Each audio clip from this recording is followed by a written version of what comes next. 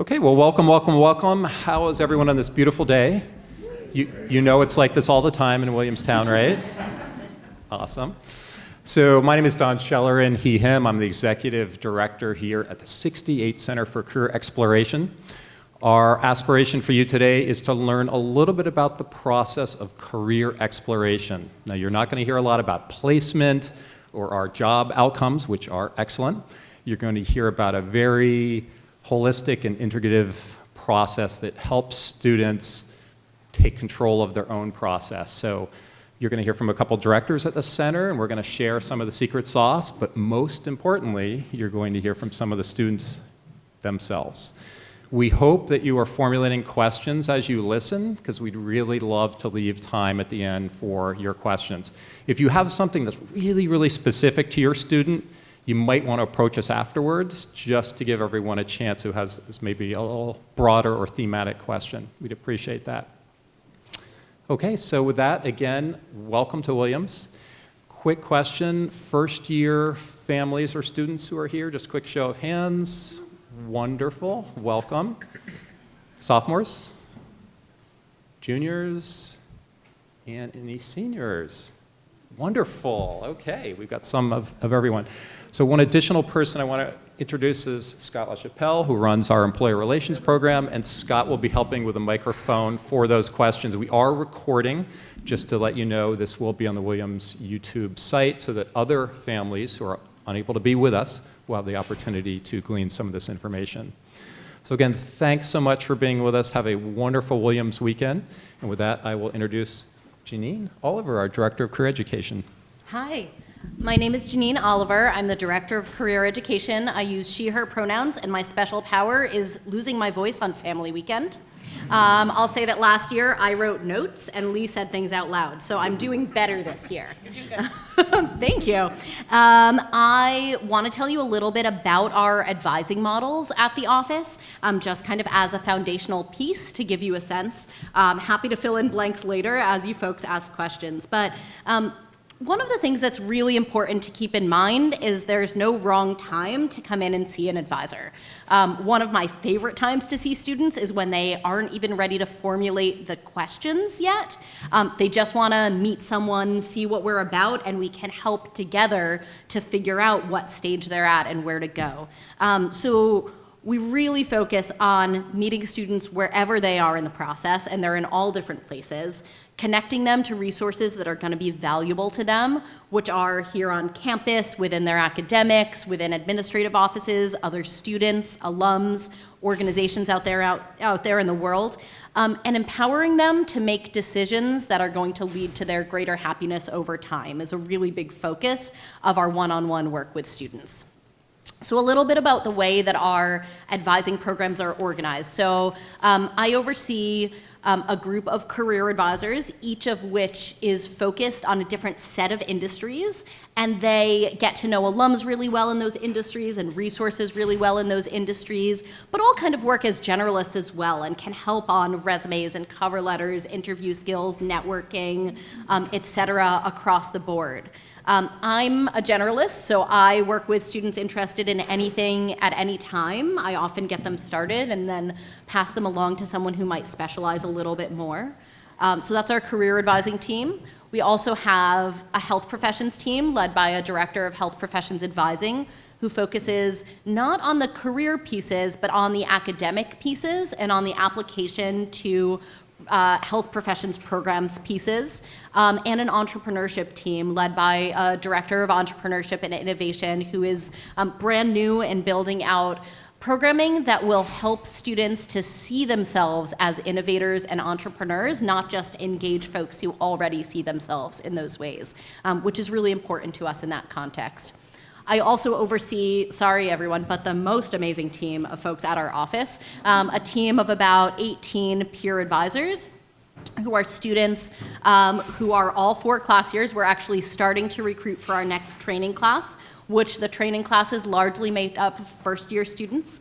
We teach them all the basic skills we hire for potential, and so they learn with us in a paid training program for a semester and then launch into those roles the next fall. We do workshops, we do individual appointments, we do a ton of outreach. They're attached to entries through the JAs and through the students, and so they're really proactive folks out on campus who are well trained in the material and just much, much closer to the process than we are as old people. So that's some about the makeup of our team. I'll mention just a couple more things and then pass along to Lee. So one of the major ways that we help educate students about specific industry areas is through people who work in those industries.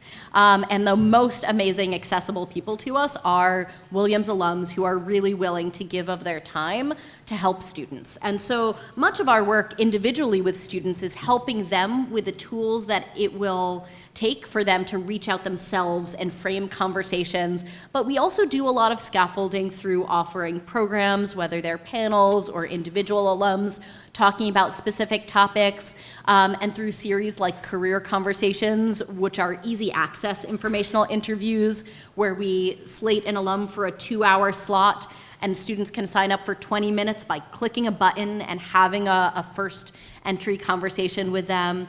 We're really excited and proud of how that connects us to the world outside of Williams, because we can stay up to date on lots of career skills development and educational pieces. We work with students really developmentally, but connecting them to the folks who are in the field at the time and giving them the skills and confidence to do that is one of our one of our most valuable assets. I'll talk about one more thing.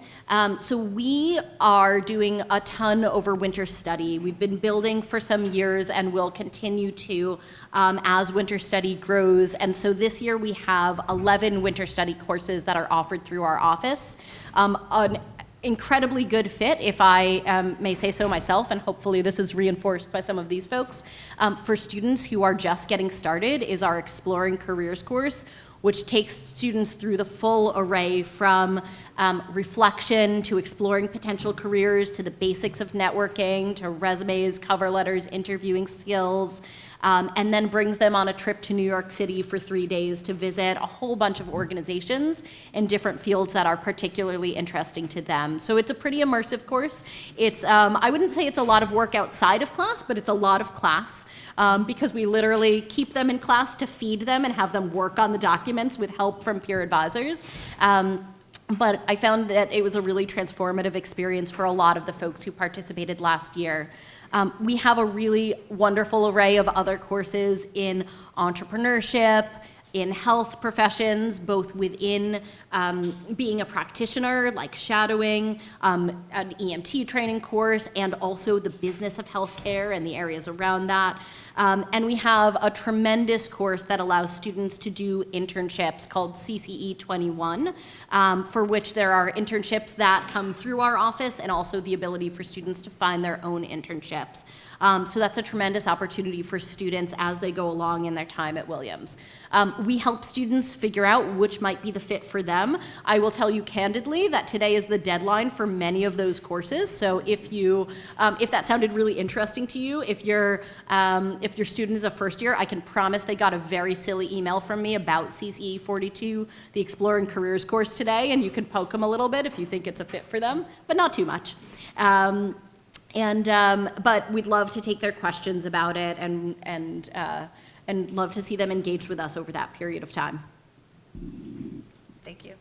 Hi, everyone. I'm Lee Sylvia. I use she, her pronouns, and I'm the Director of Operations and External Relations. And so what that means is essentially we have these two working umbrellas of our office, so our career education side and operations and external relations. And we oversee a few different things, starting with funding programs. So should your student be looking to, say, partake in a low-paid or unpaid internship over the summer, we have a program called the Alumni Sponsored Internship Program, otherwise known as ASIP, and this allows them to apply for funding anywhere between $2,000 to $5,500 for the summer. We usually look for internships to be at least 4 weeks long at this point to apply for that, but a really great way to try to get some money for something that you might not otherwise be paid for for and get a really great immersive experience. Through that program, I'll also say that very similarly to our internships course, we will curate opportunities that students can apply to, but also really strongly encourage students to find and source their own internship and then can apply for the funding. So that's ASIP. The other funding opportunity we have is the Career Access Fund, also known as CAF. We have a lot of acronyms here at Williams. So CAF is for students on financial aid to apply for career-related expenses. So anything from conference attendance to travel to interview attire, grooming for interviews, or participating in professional events. Test prep. I'm trying to think through everything.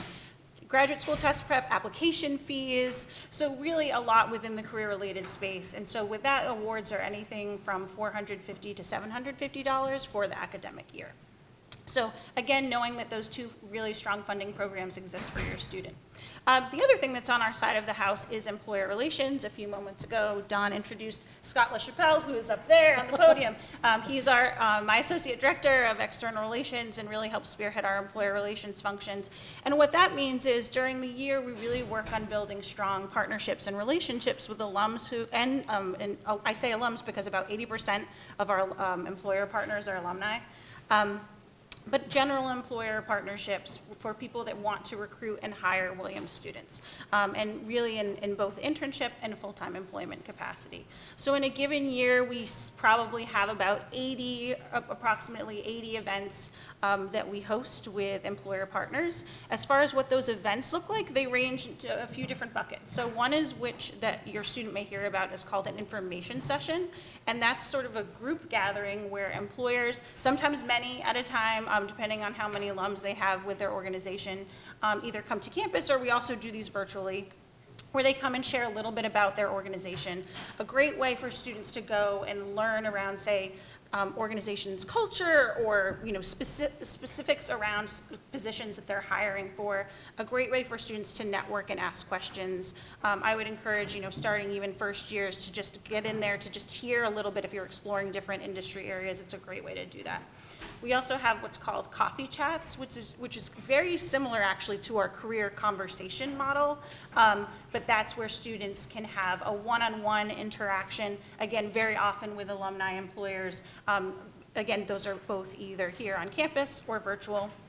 And it's usually a nice casual conversation to just ask some questions about, say, specific jobs or just learn a little bit about their experience in the company. And then also we have, in addition to info sessions, coffee chats, we should also know about our job fair. So every year, well, I'll say the last 2 years, because we've done a job fair, an in-person job fair for a while, but I think we've been really getting back into the groove over the last 2 years with our fall in-person job fair. I would say, we've been really, really glad to bring that back to campus. We usually see anywhere around 50 employers, 25 or so industries represented. This year we had 616 students come, yes. And that's the largest number of students the Career Center has ever had in an event ever. So it was really wonderful turnout. Again, the Career Fair is a great opportunity for students to kind of shop around and just hear from different employers around their opportunities. A few other things to mention, and then I'll hand it over to our peer advisors. So as far as just general resources, two main ones that your student will hear quite a bit about. One being Handshake. So as I was just talking about employer relations, Handshake is our main hub for where we share and promote our jobs and internships. So all of those relationships that we build, when employers want to promote those to students, they will post those on Handshake. So it's the hub for that, but also that's where your student is going to go to sign up for career advising appointments. That's where they're going to go to find out about all of our events. So it's just something that hopefully at this point many of them have already accessed, but just something to know that that's the main tool. The other is eFlink. So eFlink is our alumni mentoring, community building type platform. We have about 5,500 alums that are on there at this point, and those are alums that have volunteered, raised their hand to be reached out to by current students as well as alums. It facilitates alumni connections. So should your student be graduating, they can continue to utilize that as an alum as they're looking to build community and network. So again, two main tools that your student will be hearing quite a bit about from our office. Oh, the last thing I'll mention that's also from our shop is, so with communications and events, so with, we have an Instagram account. I would strongly suggest that you all start to follow it, or you suggest your students start to follow it. It's a great way for us to communicate out the different events that we have going on. We do a lot of really fun takeovers, showcasing our amazing things that our students are doing over summers and during the academic year. And it's just a wonderful way to stay in touch with what's happening at the Career Center. And also, just tell your student to be on the lookout. Every Sunday, we send out our newsletter, and that's also where they'll hear from us around upcoming events and things that might be important to them. The Instagram account is EAF Careers. I think there's an old Yes. one floating around Yes, somewhere. thank you for mentioning that. Okay, I think that those were all of the main things I wanted to touch for now. I'm sure you'll have questions, so I'll hand it over to George. Hi, everyone. My name is George Taylor. I'm a career advisor. I've engaged a lot with the 68 Center. Been a peer advisor for 3 semesters now. Took the winter study course, career exploration, then TA'd for that winter study the following January. So I've been with the office for a while. I'm an English major. I'm in my last semester at Williams. So nice to meet everyone. I know. Hey guys, my name is Ian Dominic. I am also one of the peer career advisors at the 68 Center. My first interaction with the 68 Center was with the Exploring Careers Winter Study course, as Janine mentioned it. I originally came to Williams as CS and Econ major, and then I took the course, which was sort of helpful in learning a lot about myself and what I wanted to do as a person. And then during part of the New York trip, we went to Google and it took one look at the office and decided that maybe I didn't want that career sort of, or rather, it was maybe not the best use of my talents as a person, based off of what I had learned from the course as a person.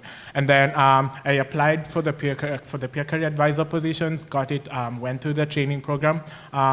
During the summer, I interned as the office assistant, and I got to work with this great, amazing team of career advisors, just generally supporting office functions. For the office, apart from just doing general advising for the students, I also support the operations side, getting to do with data reconciliation and events and stuff like that.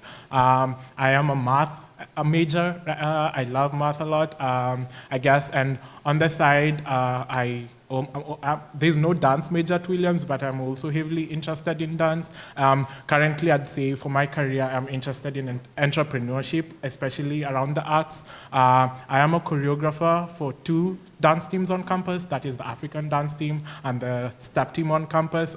If you have time after this, there's a dance house open workshop where you can see my works in progress for the 2 teams. But yeah, generally I'd say my career through, or rather my progression in my career exploration has been sort of not a linear path, I'd say, especially since I started my time at Williams, and I'd say that it's pretty general for most students here, and it doesn't get to be a linear path where you come in and be like, so this is what some do, and that's totally fine, that's even great, but some come in and be like, they find these other general interest areas. I came in, I didn't know I was interested in the arts, or rather there would be some sort of opportunity, I'd find it here, especially at Williams, and getting to see those opportunities being presented to you and being engaged in those was sort of eye-opening to me in sort of ways that I figured out would be the best use of myself. And, you know, all about careers. I mean, careers is sort of, looking at careers in the sort of perspective of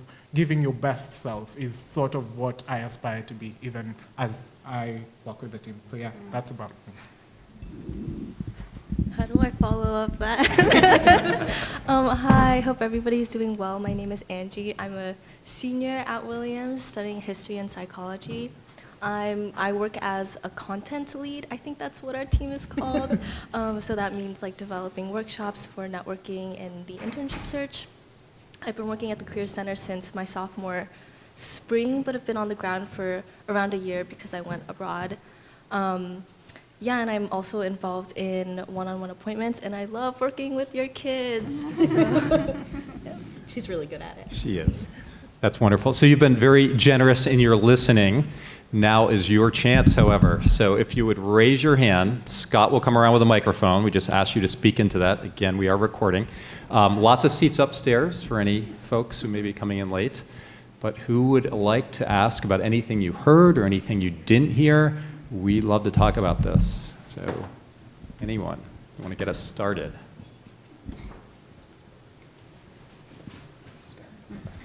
Oh, all in back. Who was it again? Oh, sorry, wrong side. Botched up already, first assignment.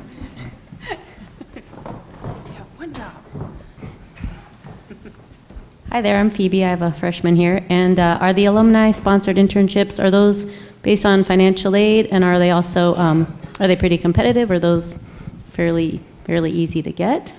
So no, being on financial aid is not a requirement for applying for ASIP. And I would say, as far as the application process, it is a growing program. We do look at it and take it seriously as far as the application. We look for, really want to see students represent how this experience really will help support their career journey. And so, this year we gave out 275 grants to get a sense of how many we're usually able to do in a given year. Yeah. Just to piggyback, we are not the only source of summer funding on campus, and so we also help students to navigate the various sources of funding to figure out whether there's a really good fit for them outside of our office or within our office. And so there is, in addition to our 275 awards last year, many hundreds of other students who are receiving funding. We do a fair right at the beginning of the spring semester with the various offices who have funding opportunities, all hosting tables, and we have a portal also to read more about those varied opportunities on campus. So Williams does have a ton of funding opportunity for students over the summer, whether it's going to learn a language or do a creative project or something that feels really intern-y, or here on campus, working within some offices to do research and beyond.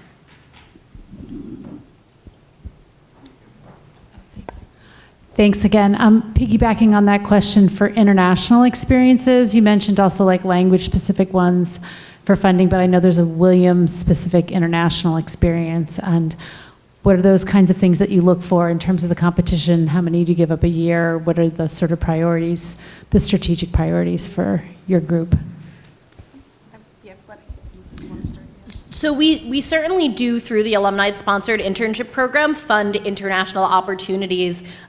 We have a really actually straightforward rubric, and being international or not is not a factor in that. In terms of their expenses, it might be a factor in where they end up on the scale of funding. But it's important to keep in mind too that the fellowships office is a large source of funding for international opportunities, and to keep that in mind, their deadlines are a little earlier in the spring. Folks can learn about them through the fair, but also connect with them or us to help navigate what those opportunities are as well. There's a really great program called Global Scholars as well, which is a small cohort program where those students are involved as a cohort in some international opportunities as well, which for first years could be really interesting to look into. That is a competitive process to be part of. A number of our peer advisors are part of that cohort as well and have had really great experiences. Just to add, so about 10% of those summer grants went for international locations, but in today's world, remote, hybrid also are part of the picture now. So students can work at organizations anywhere in the world. As far as in person, there are some State Department requirements around certain countries, so we're very mindful of that. But in general, we wholly embrace the Global Williams piece here. Did any of our students want to add to, because certainly you're familiar with international students and how they're doing with their internship searches? Yeah, well, speaking as an international student, I'm from Kenya, by the way.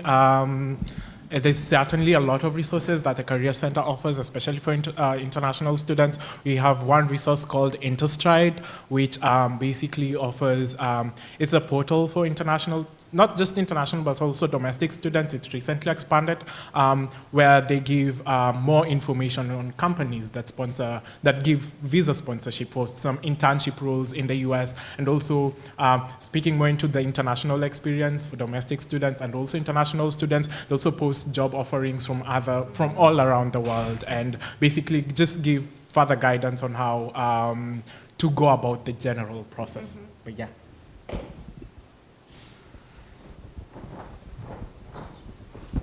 Thank you. For some careers, it seems like there's a lot of pressure to track very early in terms of internships, and I'm just wondering how you help a freshman figure out, as they're trying to figure out their major, what they want to do, how they should be thinking about those tracks versus a more general approach. Or a sophomore. Or a guy about to retire. Yeah. So, I'm a little touchy-feely. So one of the things that I really want to keep in mind is that there's no too early and no too late for someone to pursue a path that is genuinely interesting to them. There are typical ways, for sure, and ways that have to use some different strategies if folks don't realize an interest or don't realize how in-depth they should be, how well-versed they should be in that interest early. But I just want to frame what we say in, if someone realizes what they want to do during their senior year or after they graduate, there are still inroads into those industries. I know that's not quite the question you asked, but I do think that our proactive approach in helping students start exploring from the time they get here, providing them with resources, providing a lot of those exploratory opportunities, both through alums being available for casual conversations, employers being available for information sessions. I think that's really important. I do think, I will say that there's unfortunate pressure around certain industries that start much earlier than we would like them to start, and a lot of students dive deep into those areas without necessarily exploring other options. And the best that we can do as career advisors and as an office is try to expose them to many options. Try to, when we're talking to them individually, really explore who they are and what's driving them towards those areas. And for the areas that they voice interest in, really helping them understand the kind of runway to get there, right? When it starts, how to have the conversations to expose them to the right information to get them ready along the way. And I think we're certainly not the only folks on campus doing this. A lot of the student groups, the students are supporting each other in these processes as well. Yeah, just to put kind of an exclamation point on it too, because I think a really big piece that we can own of this, and I think this is one of the things that Janine certainly alluded to, there's some of the elements that are out of our control, right? Some of which are industry expectations and sort of industry practice that unfortunately we cannot necessarily fight against. But that said, I think that that's where, when there are elements that we do have control over, which is really leaning into the educational component. And I think that's one of the things that we've really tried to tackle, and communicating with students from day one so that they know that they have a partner with us to navigate that exploration process, so that they can really pick and choose and feel like they have, they have a partner to go along that decision-making journey, and they feel informed. And I think that's our thing, is like at the end of the day, students at Williams go into a variety of different directions, and we just really want to make sure that that feels like a very informed and supported process. I think I can add on to that too. I guess one also resource is that the job fair that Lee talked about is organized very early into the semester. And students, when they go meet recruiters at the job fair, they also get to learn about the recruiting timelines and the timelines, how to, what is needed and by when it's needed. So the fact that the Career Center also plans the job fair early in advance before the recruiting timelines start is really essential in getting to help the students know what timeline they have regarding that. So yeah.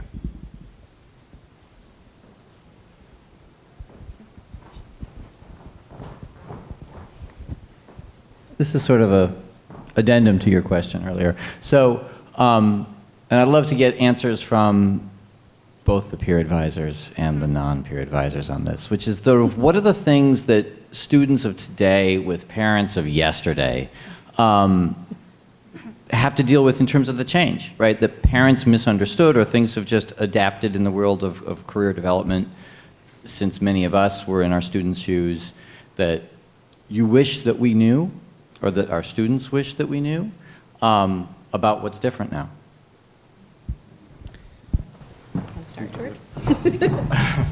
I really appreciate that question. It's very, very insightful.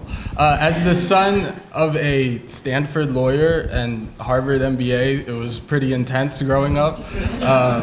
My first job was to get into the best school possible, and for 4 years I've been fighting, trying to get away from going to law school and doing things in the exact same way that they did. I think Williams is an amazing opportunity to have experiences and careers that are completely outside the norm. You have access to alumni that if you didn't have, you couldn't enter into that space. So I think students should be really encouraged to find their passions and to find the schoolwork that they're invested in, so that when they talk about it and they find alums or other people in the world that have that same connection and passion for their work, they can really build that relationship, and it's not transactional about like, hey, can I have a job? You can have these lifelong relationships built around identifying passion points, and for me personally, that's been the story of my Williams career and why I've behind some of my best memories and best experiences here, both with alums, on campus, off campus, and jobs. So for parents, it's just understanding that it may take time. There's going to be a lot of I don't knows, and being okay with that and trusting the process.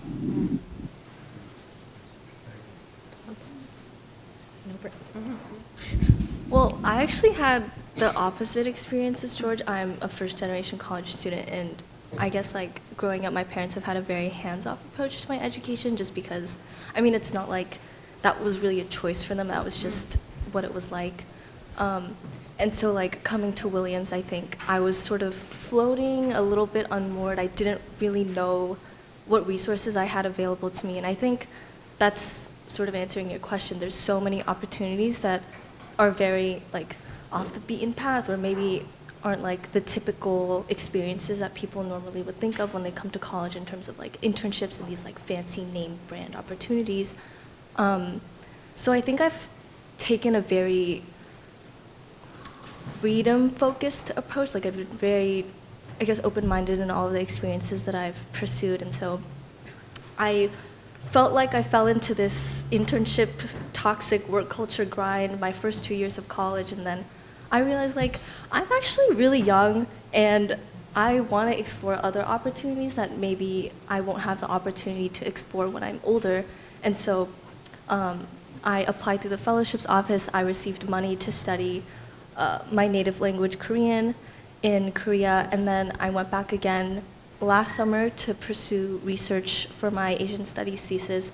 And I just feel like, yeah, those opportunities aren't really on the surface level. They're not presented as like career development opportunities, but I do think that in pursuing these opportunities, I've developed myself as a person, and I've invested in things like my mental health, I guess understanding my personal background, connecting with family, and I feel like that, to me, in the long run, is a form of career development, because I know myself now, and I just like, I don't know, it doesn't stop here. And so I think in the future, I would really encourage other students to take advantage of opportunities that don't seem like fancy or, I don't know, like concrete, whatever that looks like. So I'd love to piggyback on that. Okay. Do you mind if it's me next?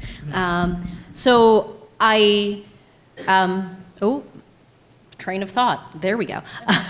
So I think it's back. I think it's really important to know that transferable skills and experiences are just as valuable as doing the exact thing that you might do later.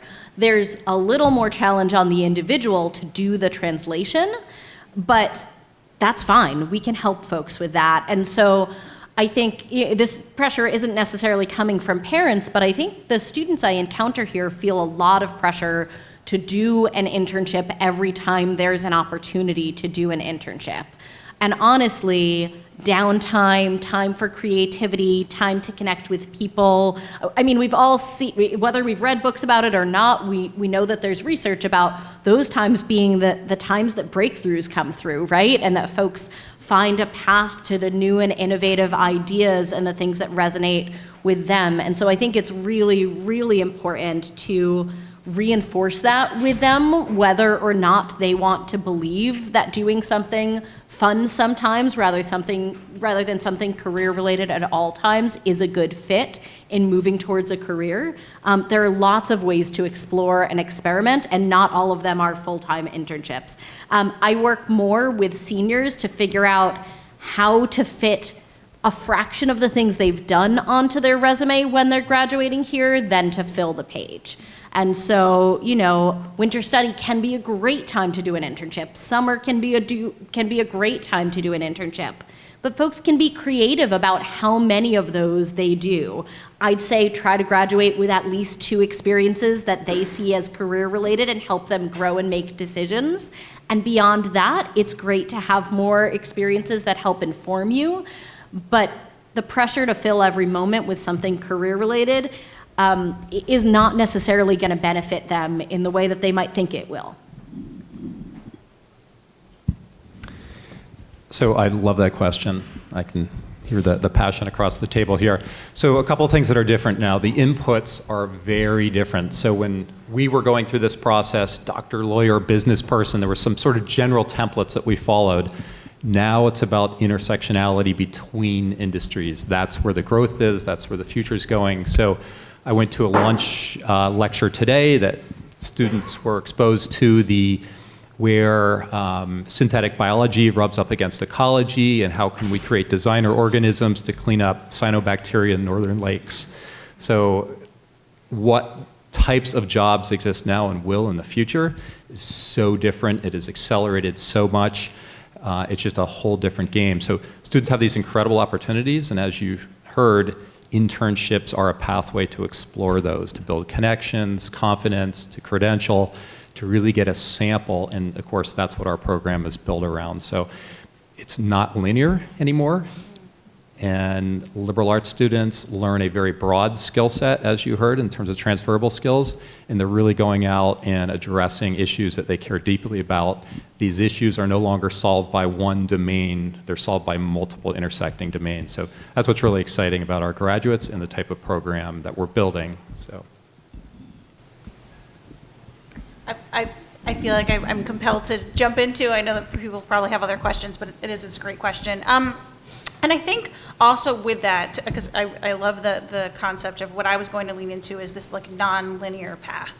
And I think like as a support network to your students, I think just embracing that and understanding that, and I think, a narrative that we really amplify in our office is the testing and the trying. Like the testing and the trying the thing and dipping your toe in the thing, and then maybe you pivot and you go another direction, and all of that is so healthy for your student in their development, because what's happening is they're learning about themselves and they're learning what it is that even if they're like, I know that I really don't like this, we say all of the time, that's wonderful. Well, that's wonderful that you have canceled something out. And so I think just being a support along that process of the experimentation and knowing that if it feels like there's like a bouncing around, that's actually quite healthy. And also you may have a really linear student too, and that works just fine for them. But I think just knowing that could be a path that some of your students take, and that's a very normal part of the process.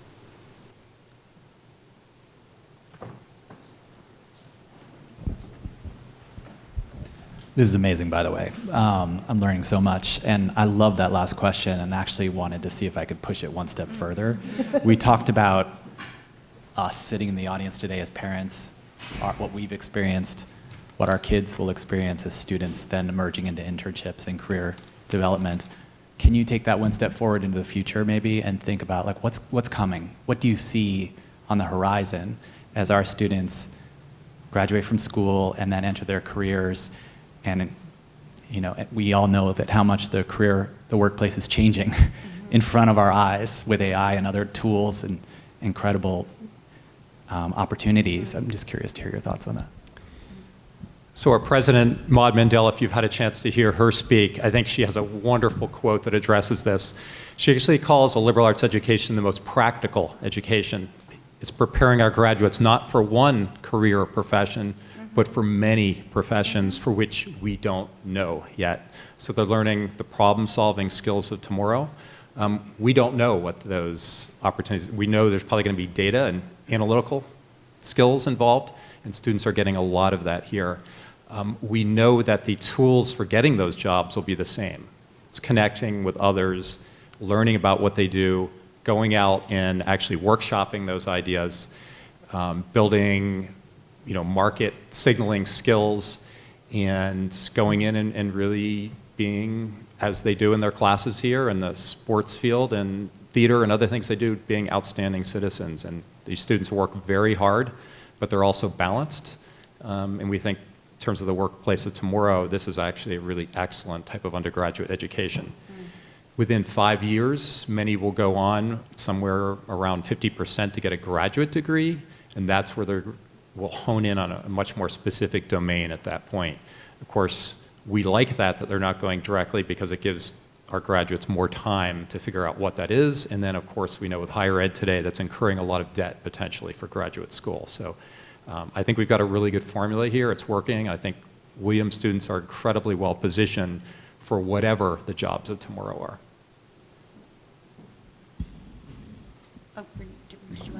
Yeah, just, one thing that might not be exactly your question, but that I thought of when you asked that feels like it has really changed and will impact this generation's decisions along the way. When we went on our career trek to New York City last winter, we saw a lot of empty offices.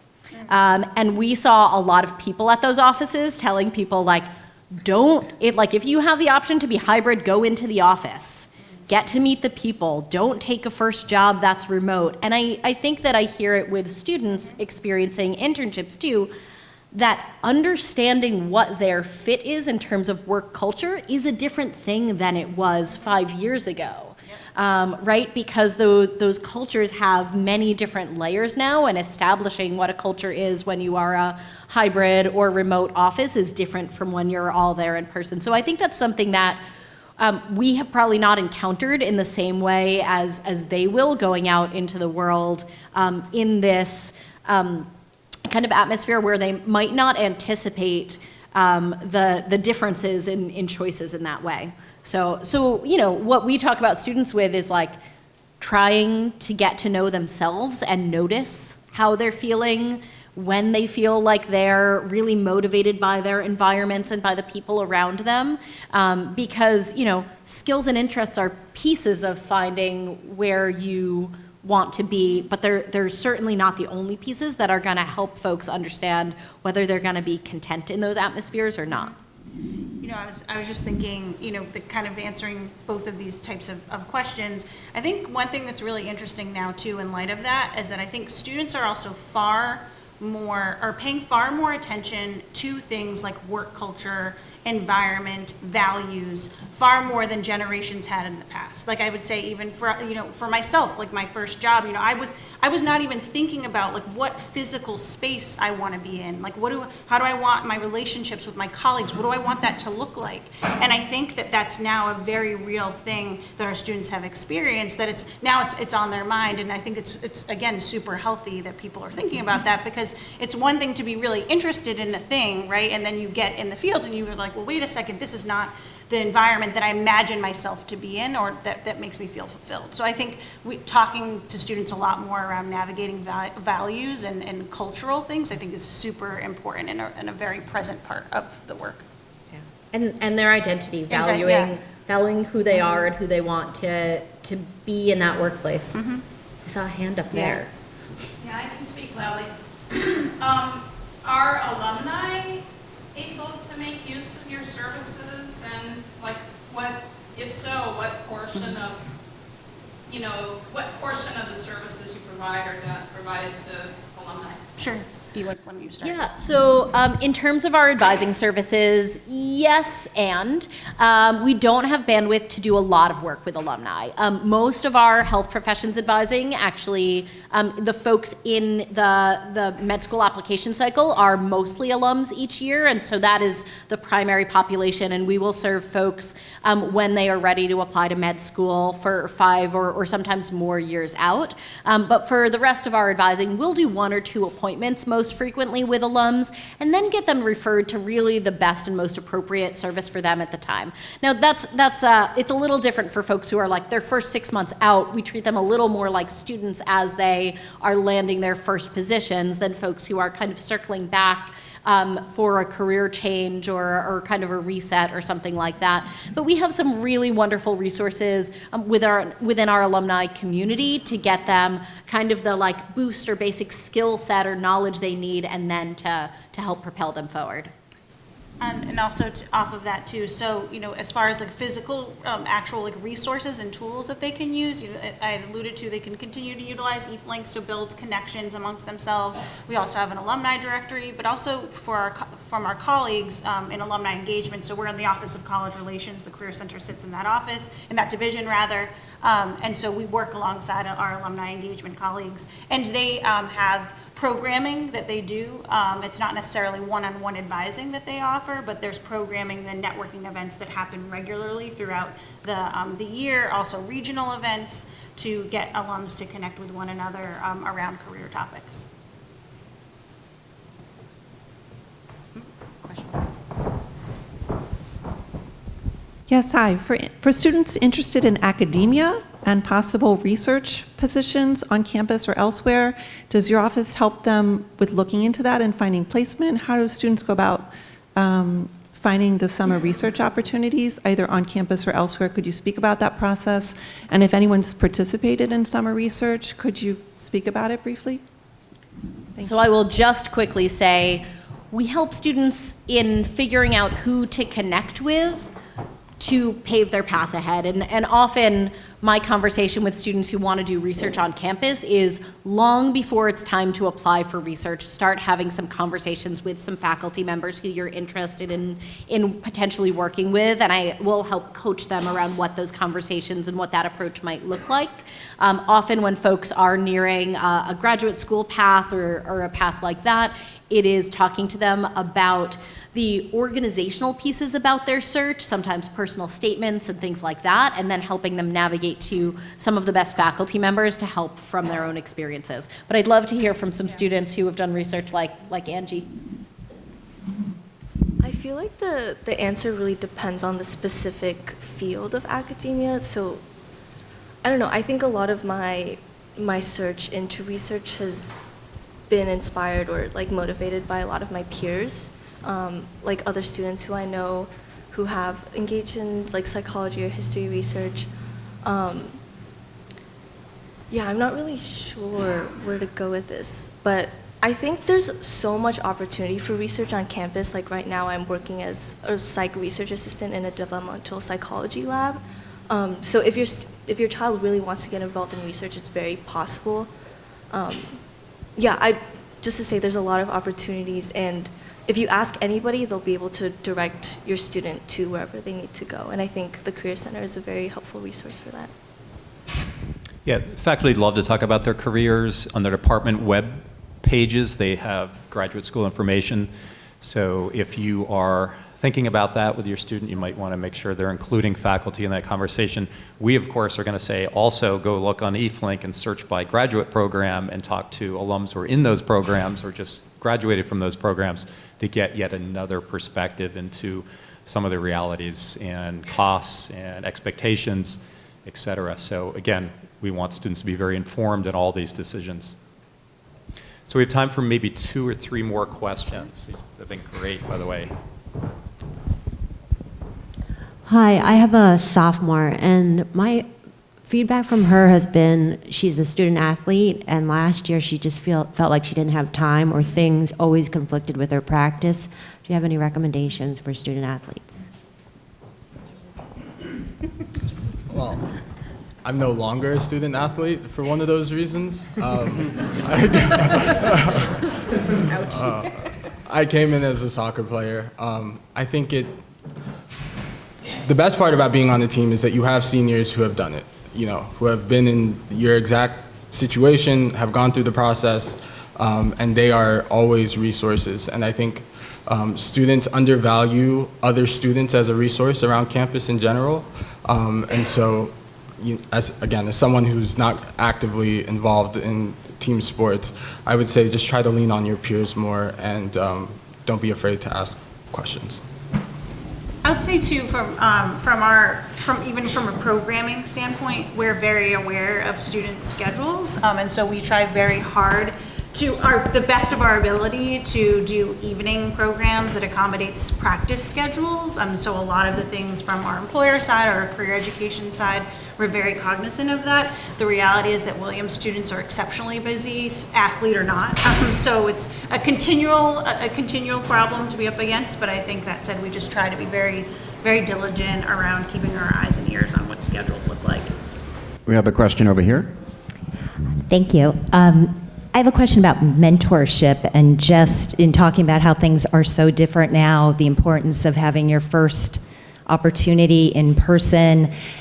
Do you offer guidance for that, suggestions, training? Because I feel like it's just a much harder thing to access now than for many of us when we started in our careers.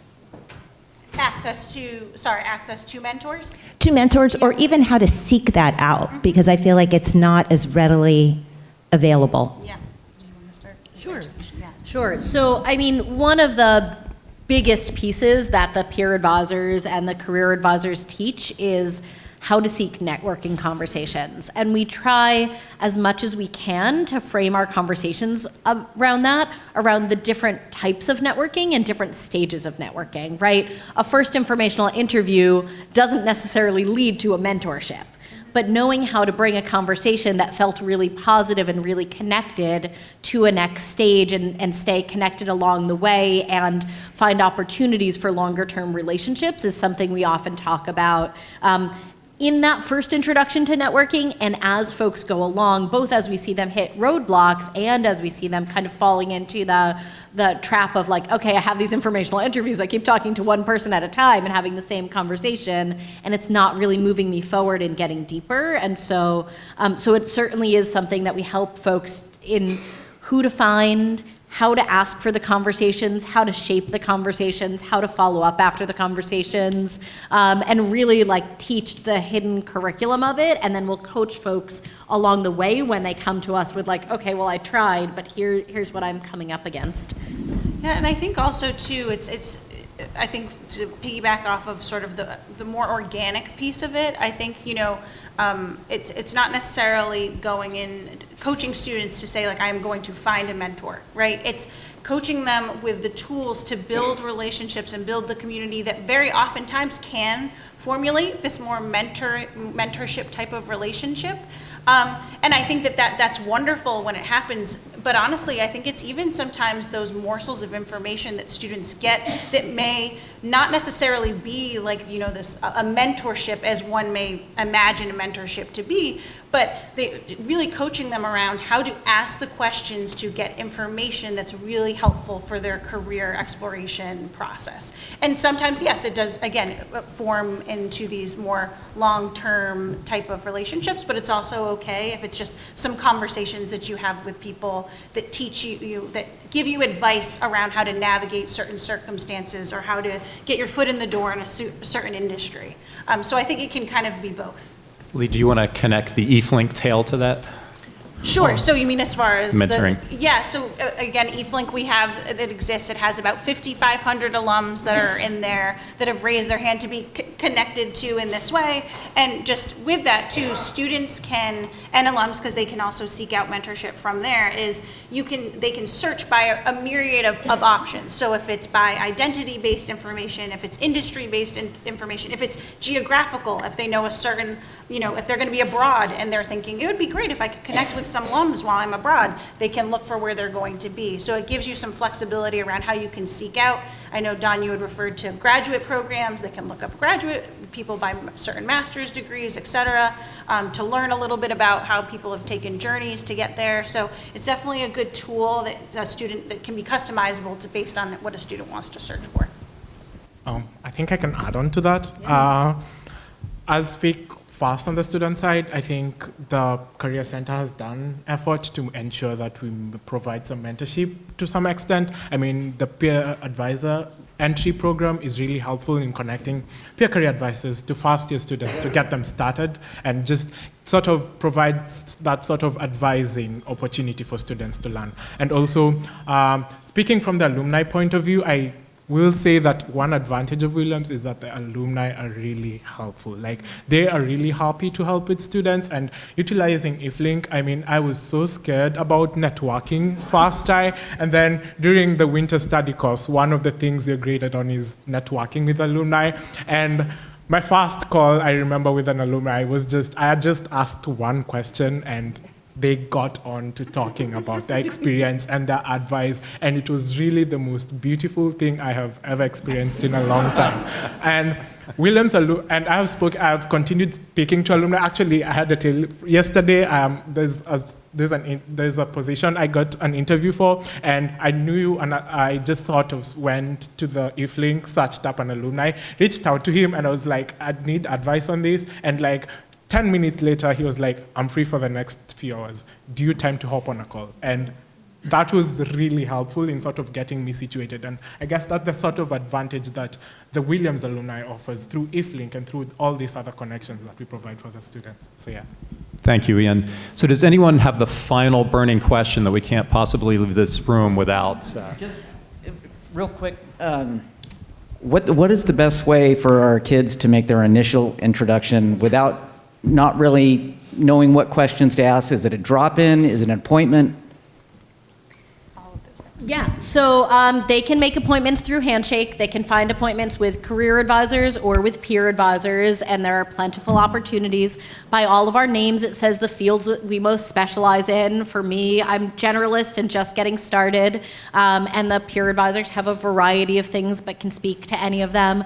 We try to create some really accessible opportunities as well. The peer advisors do satellite hours in tunnel cities on Sundays, actually starting today, not today, but starting this weekend, this semester.